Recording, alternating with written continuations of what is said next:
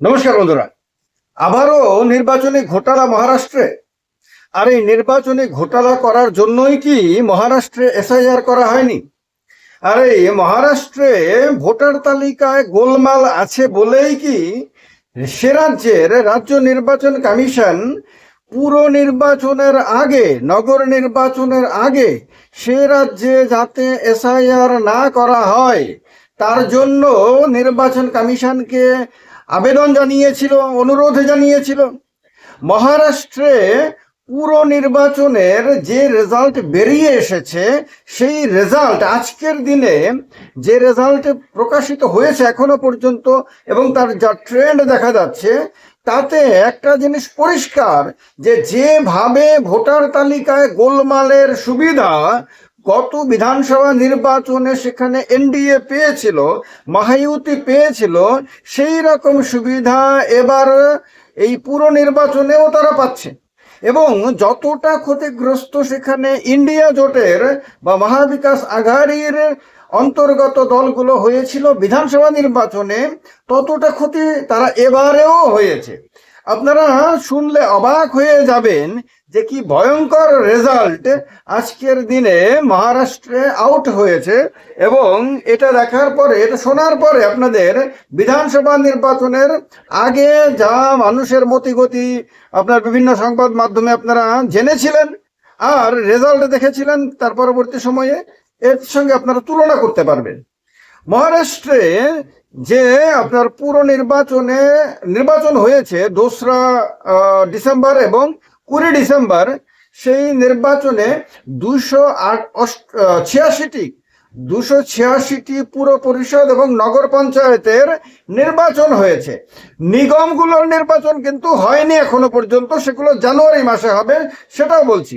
এই 286টি পুর নির্বাচনের মধ্যে আপনার সেখানে মহায়ুতি বা আপনার এনডিএ পেয়েছে, এখনো পর্যন্ত এগিয়ে আছে 214টিতে তারা এগিয়ে আছে।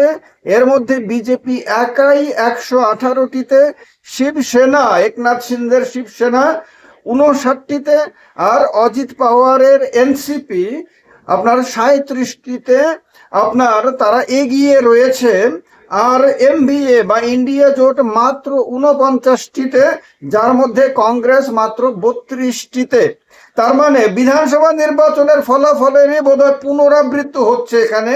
আর এর সঙ্গে এসআইআর নিয়ে নতুন করে বিতর্ক শুরু হওয়ার আপনার সুযোগ হয়ে গেছে। কারণ হলো, দেখেন, বিহারে যখন এসআইআর হয়েছিল তখন বিরোধীরা সারা ভারতবর্ষে আপনার চিৎকার করে করে বারবার বলেছিল যে এই এসআইআর এর বেনিফিট আপনার এনডিএ পাবে, এর জন্যই তারা এটা করছে। তখন অনেকে হয়তো বিশ্বাস করতে পারেননি, কিন্তু যখন রেজাল্ট আউট হয়েছে তখন দেখা গেছে সত্যি সত্যি এসআইআর পরবর্তী বিধানসভা নির্বাচনে বিহারে ইন্ডিয়া জোটকে মারাত্মকভাবে পর্যদস্ত করে এনডিএ সেখানে বিজয়ী হয়েছে। বিজেপির রেজাল্ট দারুণ হয়েছে, দুর্দান্ত হয়েছে। জেডিইউ দুর্দান্ত রেজাল্ট করেছে, অন্যান্য সহযোগী দলগুলো দুর্দান্ত রেজাল্ট করেছে। এরপরে আপনারা দেখেছেন যে এই মহারাষ্ট্রের নির্বাচনেও আবার মানে অস্বাভাবিক রেজাল্ট করেছে, কিন্তু মহারাষ্ট্রে এসআইআর হয়নি। আর এখানে আপনাদের জানানো উচিত যে আপনার এনডিএ শাসিত সরকার বিহারে এসআইআর এর কট্টর সমর্থক ছিল, সেখানে উল্টো চিত্র দেখা গেছিল মহারাষ্ট্রে রাজ্য নির্বাচন কমিশন ভারতের নির্বাচন কমিশনকে চিঠি লিখে অক্টোবর মাসের মাঝামাঝি তারা অনুরোধ করেছিল যে মহারাষ্ট্রে যাতে পুরো নির্বাচনের আগে এসআইআর না করা হয়। আবার অন্যদিকে কেরালাতেও কিন্তু কেরালা সরকারের তরফে আপনার বারবার দাবি জানানো হয়েছিল যে সে রাজ্যে পুরো নির্বাচনের আগে যাতে এসআইআর না করা হয়। কিন্তু কেরালাতে নির্বাচন কমিশন কেরালা সরকারের কথা শোনেনি, সেখানে সিপিএম পরিচালিত এলডিএফ এর সরকার রয়েছে, তাদের কথাকে কিন্তু পাত্তা দেয়নি। অন্যদিকে মহারাষ্ট্রে সেখানে বিজেপি এবং এনডিএ পরিচালিত সরকারের অধীনস্থ নির্বাচন কমিশনের কথাকে কিন্তু তারা মানে পাত্তা দিয়েছে এবং সেই অনুযায়ী এখনো পর্যন্ত এসআইআর কিন্তু করাচ্ছে না।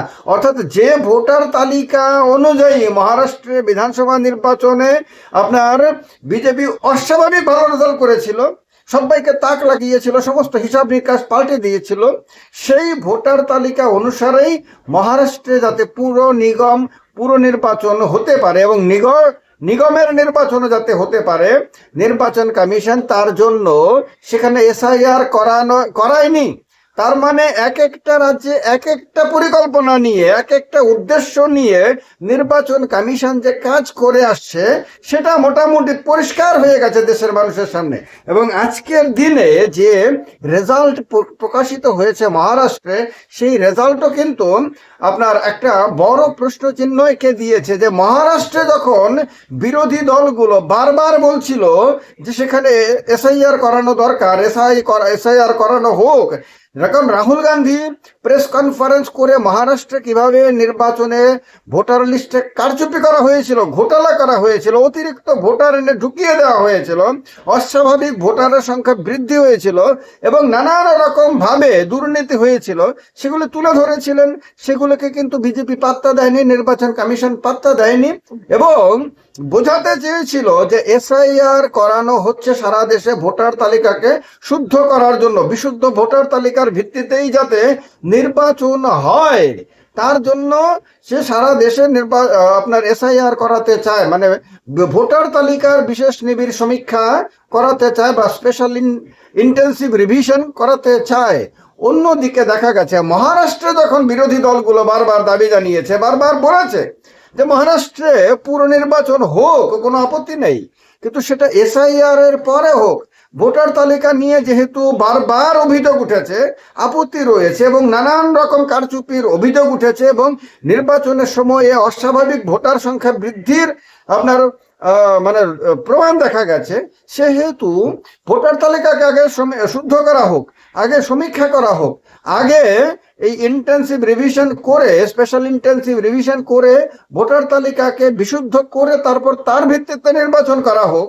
কিন্তু নির্বাচন কমিশন তো তাকে পাত্তা দেয়নি এবং রাজ্য নির্বাচন কমিশনও তো আপনার তা করায় মানে সেটাকে সম্মতি দেয়নি এবং বিজেপিও তাতে সম্মতি দেয়নি, এনডিএও তাতে সম্মতি দেয়নি। অর্থাৎ তার মানে বোঝা যায় যেখানে এসআইআর করলে তাদের লাভ হবে সেখানে তারা এসআইআর এর পক্ষে, যেখানে এসআইআর না করলে তাদের লাভ হবে সেখানে তারা এসআইআর না করার পক্ষে। এবং তার কারণেই যে যখন তারা বিহারে এসআইআর এর পক্ষে বারবার গলা মানে আগ বাড়িয়ে তারা চিৎকার করে এসআইআর এর পক্ষে ওকালতি করছিল, তখনই দেখা গেছে মহারাষ্ট্রে এসআইআর না করার ব্যাপারে তাদের আগ্রহ ছিল সবচেয়ে বেশি। তাহলে এক এক রাজ্যে এক এক পলিসি, আর এইটা এই কারণে করা হয়েছে যে যাতে যে ভোটার লিস্টের সুবিধাটা তারা বিধানসভা নির্বাচনে পেয়েছিল সেই ভোটার লিস্টের সুবিধাটা যাতে পুরো নির্বাচনেও তারা পেতে পারে। আর এখানে আপনাদের এটাও জানা দরকার যে মহারাষ্ট্রে জানুয়ারি মাসে আপনার বিএমসি মানে বৃহন মুম্বাই মিউনিসিপাল কর্পোরেশন, যেটা ভারতবর্ষের সবচেয়ে ধনী পুর নিগম, মানে দিল্লি পুর নিগম আছে, কলকাতা পুর নিগম আছে, চেন্নাই পুর নিগম আছে, সব রাজ্যের যে বড় বড় শহরগুলোতে পুর নিগম আছে, সেই পুর নিগমগুলোর মধ্যে সবচেয়ে ধনী পুর নিগম হলো কিন্তু মুম্বাইয়ের পুর নিগম। সেই মুম্বাইয়ের পুর নিগমে নির্বাচন হবে আপনার 15 জানুয়ারি, অর্থাৎ এই পুরনো ভোটার তালিকার ভিত্তিতেই হবে, এসআইআর এর ভিত্তিতে হবে না। কিন্তু পুরো মুম্বাইয়ের পুর নিগম আর 28টি অন্য পুর নিগম, মহারাষ্ট্রে অনেকগুলো পুর নিগম আছে, 28 প্লাস 29, সেই সবগুলোতে আপনার পুরনো ভোটার তালিকার ভিত্তিতে নির্বাচন হবে যাতে বিজেপি এবং তার সহযোগী দলগুলো সুবিধা পেতে পারে। এবং সেখানেও আপনার ভোটার আছে 3,48,00,000, প্রার্থী 2,869 জন। এরা আপনার বুঝতে পারছেন, বলার আর কোনো প্রয়োজন নাই। তার মানে আপনার এই এসআইআর কে নিয়ে যে বিতর্ক চলছে সারা দেশ জুড়ে, সেই বিতর্কের যথেষ্ট গুরুত্বপূর্ণ আপনার কারণ রয়েছে এবং তার ভিত্তি যথেষ্ট মজবুত। নির্বাচন কমিশন যে রাজনৈতিক উদ্দেশ্য নিয়ে কাজ করছে তার অভিযোগ বারবার উঠেছে। এই অভিযোগগুলো নির্বাচন কমিশনের বিরুদ্ধে একেবারে হেলাফেলার যে না, একেবারে বরং যথেষ্ট গুরুত্ব দিয়ে বিবেচনা করার মতন এ সমস্ত কিছু তারই প্রমাণ দেয় বোধ হয়। আমার মনে হয় আপনারা একমত হবেন। একমত হলে অবশ্যই জানাবেন। ভালো লাগলে লাইক করে দিয়ে শেয়ার করবেন আর চ্যানেলটাকে সাবস্ক্রাইব করে সঙ্গে থাকবেন। জয় হিন্দ, বন্দে মাতরম।